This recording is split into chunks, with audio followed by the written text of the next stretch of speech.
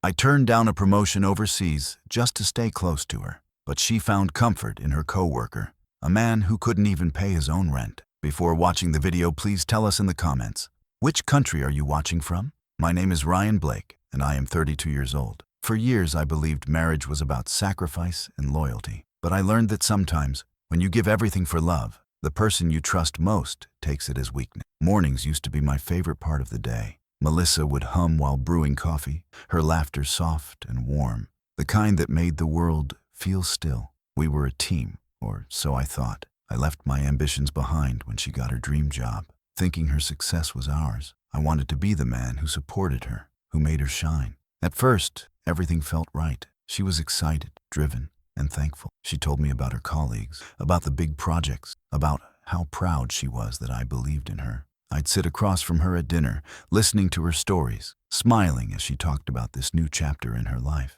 But slowly, her tone changed. The excitement I once shared with her began to sound distant, like she was speaking from another world, one I wasn't invited into. Late nights started. Just finishing a project, she'd say. We're working as a team to hit deadlines. I didn't question it. Love doesn't start with suspicion, but I noticed the way she started dressing differently, the way she looked at her phone and smiled, how her hugs became lighter, shorter, like she was already halfway gone. One night, she came home hours late, her hair slightly undone, her perfume faint, but unfamiliar. Rough day? I asked softly. She nodded without looking at me. Yeah, work's been crazy. My new teammate, Evan, has been helping a lot. I smiled back, pretending it didn't sting. The way she said his name lingered in the air, longer than it should have. Weeks passed, and Evan became part of every conversation. His name slipped out casually, naturally, like he belonged in our marriage. Evan said this. Evan made me laugh. Evan saved the project. I'd nod, hiding the unease clawing at my chest. The man she praised was quickly replacing the man she promised to love. Still, I kept supporting her. I cooked, cleaned, handled bills, everything, so she could focus on her career. I convinced myself this was just a phase, that she'd remember what we had. But the truth was already crawling between us like smoke, and I was too blind to see the fire starting. One night, while she slept beside me, her phone buzzed. I turned my head. A message lit up the screen. Just one word, miss you. My stomach turned cold. I stared at that glowing screen, realizing my world was beginning to break. That was the night I stopped being her husband. That was the night I started becoming something else. Someone ready to learn what love looks like when it burns. The morning after that message, something inside me shifted quietly. I didn't confront her. Instead, I watched every glance, every movement, every word. Melissa moved around the kitchen like nothing had changed, but her eyes never met mine. She talked about meetings, clients, deadlines, her favorite new word. I just nodded, sipping my coffee, memorizing the new mask she wore so easily. Over the next few weeks, the distance between us grew in small, silent steps. She left home earlier, claiming the traffic was worse now. She came home later, saying her team needed her for late-night revisions. She smiled less, laughed less, and when she did, it wasn't with me. Even the smell of her perfume started to feel foreign, sharp, expensive, and wrong. One night, she got a call while we were watching TV. She looked at the screen, smiled faintly, then said, "It's just work," before stepping outside. I muted the volume and listened.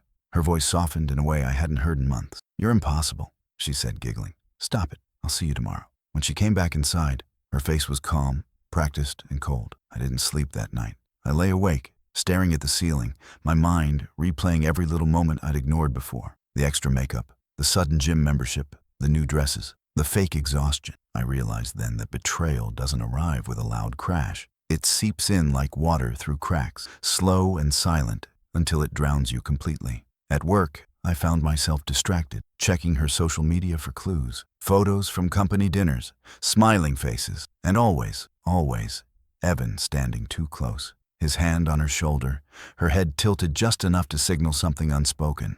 The caption read, "Teamwork makes the dream work." My dream, I thought bitterly, was already turning into her excuse. That weekend, I suggested we take a short trip, just the two of us. Melissa hesitated before saying, "I can't, Ryan. There's a product launch. It's important." She didn't even look guilty anymore, just annoyed that I'd asked. That night, she fell asleep instantly, her phone clutched in her hand. I watched her for a long time, wondering if she felt even a fraction of the ache tearing through me. The next morning, I walked into the bathroom and saw 2 coffee mugs, mine and one from her office, with her company logo printed on it. I stared at it for a while, thinking about how much of her life had moved somewhere else, somewhere I no longer existed. That was when the truth hit me. She wasn't just drifting away. She had already left. She just hadn't told me yet. But I wasn't going to wait for her confession. I was going to find my own proof and make sure she saw what it felt like to be broken, slowly, piece by piece. It happened on a Tuesday night, quiet, uneventful. The kind of night when betrayal hides best. Melissa had fallen asleep early on the couch, her laptop still open beside her. The glow from the screen lit her face softly, and for a moment, I almost believed she was still the woman I loved. But curiosity, or maybe pain, pushed me forward. I reached for the laptop and turned the screen toward me. Her emails were open. Work threads, reports, meeting notes. Nothing suspicious at first. Then I saw a folder labeled Private. My pulse quickened. I clicked it. Inside were hundreds of messages between her and Evan. The first few were harmless, jokes, memes, work updates. But then they turned personal. "You make work worth it," he wrote. "Can't stop thinking about last night." I kept scrolling, my chest tightening with every word. "I hate pretending at home," she'd replied once. He has no idea. Each sentence cut deeper than the last. Photos followed, not explicit, but intimate. Coffee breaks, late dinners, hands touching across tables. There she was, smiling the way she used to smile at me, except now it was for him. I stared at those pictures for what felt like hours. My hands shook, but my eyes refused to look away. It was as if my heart wanted to break completely before letting go. I closed the laptop quietly and sat there in the dark. The sound of her breathing filled the room, peaceful and steady, as if she hadn't just destroyed everything we'd built. My first instinct was rage. I wanted to wake her, to scream, to throw everything we owned against the walls. But then, something colder replaced it. Silence. Calm, deliberate, terrifying silence. I realized anger would only make me weak. She expected that reaction. She expected chaos. But I wouldn't give her the satisfaction of seeing me broken. Not yet. Instead, I took out my phone and started taking photos of the screen. Every message, every timestamp, every thread that told the story she thought she'd hidden. Proof. Undeniable, permanent proof. When I was done, I closed the laptop gently and placed it back beside her. She stirred, mumbling something softly before turning on her side. I stared at her, the same woman I once promised forever to, and wondered how love could rot so completely without anyone noticing. The next morning, she acted normal, humming as she packed her bag for work. "You're quiet today," she said. I smiled faintly. "Just tired," I replied. She kissed my cheek, whispered goodbye, and left, completely unaware that her secret life now lived inside my phone. As the door closed behind her, I whispered to myself, "It's my turn now." Because she had no idea that I wasn't planning to confront her. I was planning to join her, and when I did, she would finally learn what betrayal felt like from the other side of the desk. What would you do if someone you loved betrayed you like this? Comment below. The morning she left for work, I sat at the table, staring at the email on my phone. The company she worked for had an open position, the same department, slightly higher than hers. My resume was strong, my experience solid. I didn't even need to fake anything. The thought came like lightning. If she could lie in the shadows, I'd stand in the light right next to her. That afternoon, I sent the application. 2 weeks later, I got the call. They wanted me, and not just as an employee, but as a senior engineer, the kind of position where people like Evan reported directly to me. I smiled, thanked the hiring manager, and hung up. It was perfect. On my first day, I arrived early. Crisp suit, calm face. The elevator ride felt like an eternity, my pulse steady, my purpose clear. When the doors opened, the office buzzed with energy. I introduced myself to the team with confidence. Then, across the room, I saw her. Melissa froze mid-step, the color draining from her face. Evan stood beside her, his grin faltering. "Ryan?" she whispered, her voice barely holding together. I smiled softly. "Morning, everyone," I said, meeting her eyes without a hint of hesitation. "I'm excited to work with you all." The silence that followed was delicious. I turned to shake Evan's hand. His grip was weak, sweaty. "You must be the famous Evan," I said, keeping my tone light. "Melissa's told me a lot about you." He forced a smile, stammering something about teamwork. I could feel his pulse in his palm. Nervous, exposed, fragile. Over the next few days, I settled in smoothly. The office buzzed as usual, but Melissa avoided me like a ghost. Evan tried to act normal, but his confidence cracked every time our eyes met. I didn't confront them. I didn't need to. My presence alone was enough to make them sweat. I learned the layout of their world, their habits, their meetings, their little secrets. Melissa often worked late in the design room. Evan joined her under the excuse of collaboration.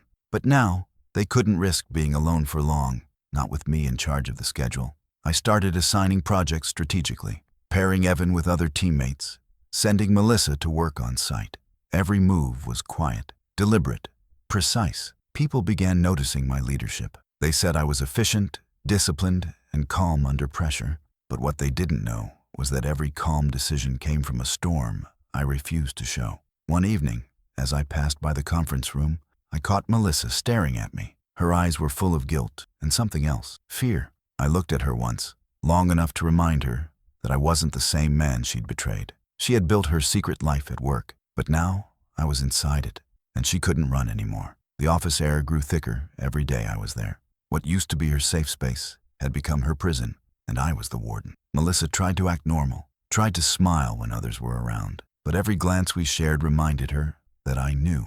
Evan, on the other hand, started slipping. His work became sloppy, his confidence cracked, and every mistake he made pushed him closer to the edge. I began tightening the walls around them. During meetings, I'd question Evan's numbers calmly, asking him to explain details he barely understood. "I'm sure Melissa helped you with this," I'd say, smiling slightly. His eyes would dart toward her, and she'd look away. The team began to notice. The golden pair of the department was starting to rust. One morning, I called Evan into my office. "Your project files look incomplete," I said, sliding papers across the desk. "You've missed deadlines 3 times this month." He stuttered, searching for excuses. "Melissa was supposed to—" He stopped himself, realizing what he'd almost said. I leaned back in my chair, watching him crumble. "Responsibility is a team effort," I said softly. "Make sure your partner keeps up." Outside that office, whispers spread like wildfire. People noticed their tension. They avoided working with them, afraid to be caught in whatever was happening between those two. Every time Evan passed me in the hallway, he kept his head down.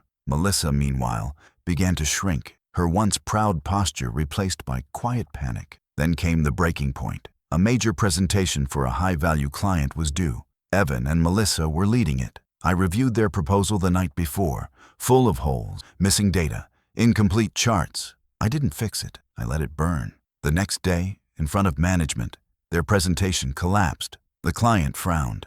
"This is unprofessional," he said coldly. Evan's voice shook. Melissa's hands trembled. I sat in silence, watching it all unfold. After the meeting, I was called into the director's office. "Ryan," he said, "you've done excellent work since joining, but your team, not so much." I nodded. "Then maybe it's time for a change," I replied calmly. By the end of that week, Evan was under review, and Melissa's projects were reassigned. That night, she came home late, exhausted, her face pale. "You knew, didn't you?" she asked softly. I didn't look up from my paperwork. "Knew what?" I said. Her voice cracked. "Stop pretending, Ryan." I finally met her eyes. "You mean pretending like you did for months?" The silence between us was louder than any scream. She turned away, whispering, "You're not the man I married." I almost laughed. "No," I said. "That man believed your lies. This one sees clearly." By then, the damage was done. Her career was bleeding, her pride was gone, and the man she cheated with was falling apart under my control. And the best part? I hadn't raised my voice once. The office felt different now. The tension that once hid behind polite smiles had turned into open silence. Evan barely spoke during meetings. Melissa kept her head down, avoiding eye contact with everyone, especially me. The once powerful duo had become ghosts in a place they used to control. I didn't have to do anything anymore. The machine of truth was already moving on its own. Missed reports piled up, clients complained, management started asking hard questions, and every single road led back to them. Evan tried to blame Melissa. Melissa tried to protect him. Watching them turn on each other was poetic justice, betrayal devouring itself. One afternoon, I got a call from HR. "Ryan, we've reviewed the performance logs," they said. "Evan's being terminated, effective immediately." I thanked them, keeping my voice calm, though inside, something sharp and satisfying twisted in my chest. The next day, security escorted Evan out. His face was pale, his hands shaking as he passed my desk. He tried to look defiant, but couldn't hold my gaze. I gave him a polite nod, the same nod he used to give me when I didn't know he was sleeping with my wife. Only now the power was. Melissa sat in her office, staring at her screen long after he was gone. When I walked by, she whispered, "You did this." I stopped, looked at her, and said quietly, "No, you both did."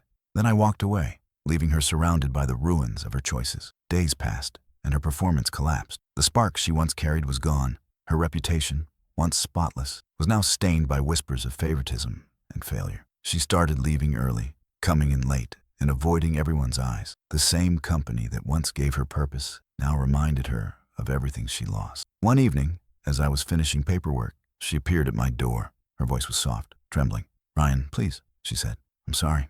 I made a mistake. Can we start over?" I looked at her for a long time. "A mistake?" I said. "A mistake is forgetting an anniversary. What you did was a choice." Her eyes filled with tears, but I felt nothing. No rage, no sadness, just emptiness. "I still love you," she whispered. I stood, straightened my jacket, and said, "I don't think you even know what love is anymore." Then I walked out, leaving her sobbing in an office that used to make her proud. By the end of that week, she resigned. No one said goodbye. Her desk was cleared before lunch, her nameplate gone by the afternoon. The woman who once betrayed me through ambition was now just another casualty of her own deceit. And me? I didn't celebrate. I didn't smile. I just breathed, slowly, deeply, knowing that revenge doesn't always roar. Sometimes it ends in quiet peace. If you were in my place, would you forgive or walk away? Tell me in comments. A month passed after Melissa left the company. The silence that followed her exit was heavy, almost peaceful. I thought it was over. But one evening, as I locked up the office, I saw her waiting by my car. The sunset behind her cast long shadows, and her face looked hollow.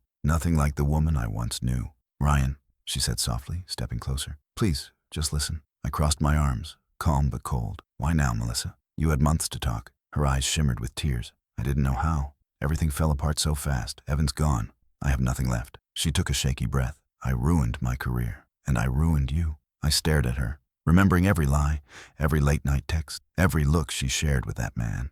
"You didn't ruin me," I said evenly. "You just showed me who I really was, and who you were all along." She wiped her eyes, desperate. "I loved you, Ryan. I just got lost." "Lost?" I repeated, my voice calm but sharp. "You weren't lost when you laughed with him at those company dinners. You weren't lost when you whispered to him while I waited for you at home. You made choices, Melissa, and every one of them had a price." She flinched, her shoulders trembling. "I know," she whispered. "I deserve this, but I can't stop thinking about us, about what we had." For a moment, I almost pitied her. Almost. "What we had," I said quietly, "was built on trust. And once that's gone, love becomes a memory, not a home." Her tears fell harder. "I can't fix it, can I?" I shook my head.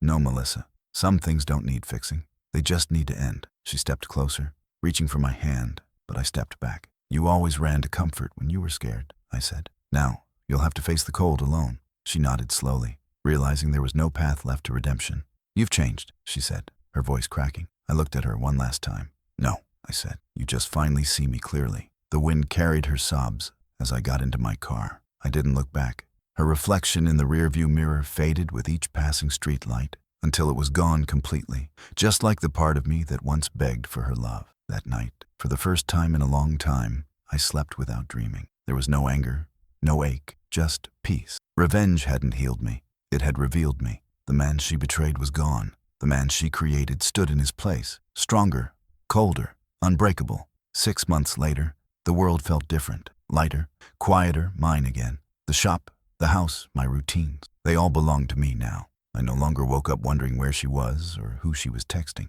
The past had finally stopped knocking on my door. But one evening, as I closed my laptop, an old email notification appeared. It was from Melissa. The subject line read, "One last thing." I hesitated, then opened it. Her message was long, broken, filled with regret. She wrote that she had moved back to her parents' place in another city, that she was trying to rebuild her life. She said she thought about me every day, about what she'd thrown away. And at the end, she wrote, "You were the best thing that ever happened to me." I just didn't realize it until it was too late. I stared at those words for a long time, my heart steady, my mind calm. There was a time I would have begged to hear them, but now they meant nothing. Her apology couldn't rebuild the trust she burned to ash. I deleted the message without replying. The next morning, I walked through the office like I owned the air itself. My team greeted me with respect, not fear, but genuine trust. The company had grown under my leadership, and my name carried weight again. I had turned pain into power, heartbreak into focus. Every step I took reminded me that the best revenge isn't ruining someone else. It's proving they never had the power to ruin you. Later that week, I went to a small cafe downtown, one Melissa used to love. The same corner table where we once shared plans and promises was now empty. I ordered my coffee, sat there for a while, and realized something profound. Closure doesn't come from confrontation. It comes from indifference. As I left, I walked past a couple laughing together. The same kind of laugh I once thought would last forever.